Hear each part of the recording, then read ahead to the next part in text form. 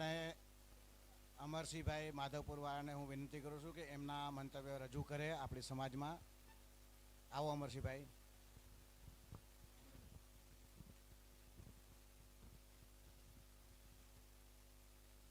જય મુરલીધર, જય ગિરનારી. સુધારા અને વધારા. સુધારા આપણે કરવાના છે, વધારા એ આપણે કર્યા છે. તો હું એમ કહીશ કે જ્યારે વધારા આપણે કરતાં કરતાં બહુ આગળ નીકળી ગયા, હવે આપણે ભીષમાં આવી ગયા છીએ, એટલે આપણને આ બધી વસ્તુનું તકલીફ થઈ રહેશે.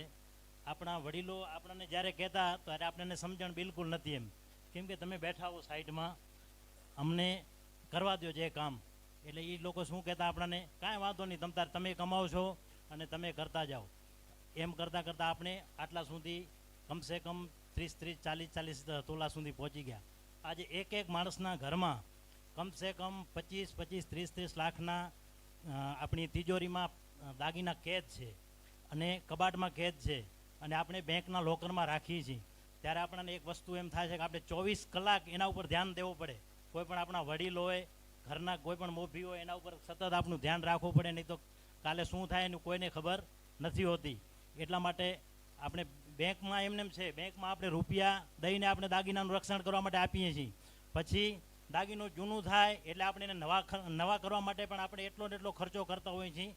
અને હું બહેનોને આજે એક વસ્તુ કહેવા માગું છું, બહેનો તમારે આનું બલિદાન આપવું પડશે. હું તો એમ કહીશ કે સમાજની અંદર પાંદડા, ઝરમર, અમુક એવી મોટી વસ્તુ છે એને એકદમ તદ્દન ગાયબ કરી નાખો તો જ આ વસ્તુ થશે. આજે મારા નાનકડા એવા ગામમાં 250 ઘરની વસ્તીમાં કમસે કમ 100 જોડી પાંદડાની છે. આજ હું એમ કહીશ કે આજ તમે બંધી કરશો, કાલે કોઈક નાનો માણસ ગમે એ પહેરીને ફરશે તો આજ બધાને જોઈ જોઈને એમ થશે કે હાલો આપણે પહેરીએ, અને પછી આ વસ્તુ એમને તદ્દન દેખાદેખીથી એમને એમ રહેશે, બંધ નથી થવાની. આપણે એકદમ સમાજ આના એકદમ પરફેક્ટ મુદ્દા લઈ અને મેદાનમાં આવે. વડીલોને હું એ વિનંતી કરું છું, જે પણ નાના માણસોની ધ્યાન દઈ અને તમે ગમે એમ કરીને આના ઉપર બંધી લાવો. પાંદડા હોય, ઝરમર હોય, આજના ઓછામાં ઓછા આપણું હાથનું પંજો એ આપણું પહેરવાશ જ નથી. આપણું દાગીનો છે, હાથનો પંજો નથી. ટીલડી આપણું પહેરવાશ જ નથી, છતાં આપણે ટીલડી અને આવા અમુક જે ફેન્સી દાગીના છે. હાર આપણે પહેલાં બીજના ચંદ્ર જેટલો હાર હતો, અત્યારે આપણે હારને કેટલો લઈ ગયા, પૂનમ જેટલો. ત્રણ લાઈનો 7 તોલા, 8 તોલા, અને આ પાંદડા નાના પાંદડા હતા. આજ ગમે એ હોય, નાના ભાઈના હોય, મોટા ભાઈના હોય, એકદમ ચડિયાતા જો એકબીજાના કાકા મોટા બાપના. ઓછો નથી હાલતો, કોઈ પણ વધારામાં ઇન્ટરેસ્ટ છે. અને આમાં આપણા ભાઈ જે જ્વેલર્સો છે એ આપણો લાભ ઉપાડે છે. અને તમે જ્વેલર્સને ત્યાં સામે બેસો ને તો એ લોકો શું કહે છે કે ફલાણા ભાઈ તો આટલો જ બનાવ્યો, તમે આનાથી તો કાંઈક તમારે વધારે કરવું પડે, તમારે તો એંડા ઘણા થયા છે, કે તમારે કોઈ પણ મતલબ મુંબઈમાં સારી કમાણી છે, બરાબર છે. એટલે મારો કહેવાનો મતલબ એ છે કે આપણે ખોટા હેરાન થઈ રહ્યા છીએ.